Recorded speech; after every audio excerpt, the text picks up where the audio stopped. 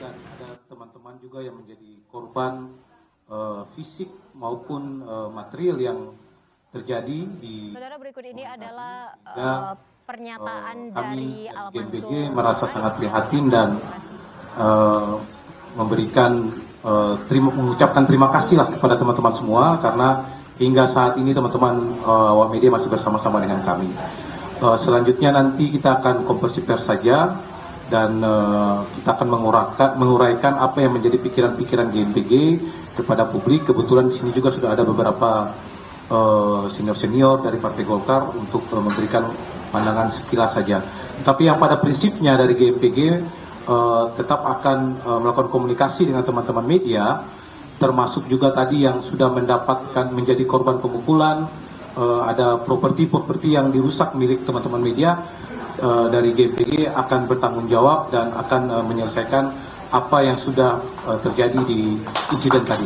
Terima kasih. Selanjutnya saya serahkan dulu kepada Bang Ridwan Hisham. Ya, Bang Sirat dulu. Bismillahirrahmanirrahim. Assalamualaikum warahmatullahi wabarakatuh. Selamat sore, salam sejahtera buat kita semua, teman-teman media yang sama-sama kita hormati. Tadi kita sudah dengarkan apa yang disampaikan oleh Bung Al Mansur sebagai penanggung jawab daripada pelaksanaan diskusi ini. Saya sendiri sebagai bagian daripada GMPG ini, kami sesungguhnya senior sudah melakukan proses alih generasi kepemimpinan GMPG itu kepada Bung Al Mansur.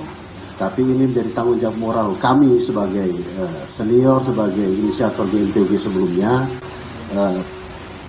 Kejadian ataupun presiden yang kita hadapi hari ini, teman-teman sekalian, tidak akan menyurutkan semangat kita untuk menyampaikan kepada publik, menyampaikan kepada halayak, menyampaikan kepada semua pendukung Partai Golkar bahwa kami GMPG memiliki komitmen yang kuat, memiliki komitmen yang tinggi terhadap keberlangsungan daripada Partai Golkar. Yang hari ini kami GMPG mengamati Golkar tidak lagi dalam keadaan baik-baik saja.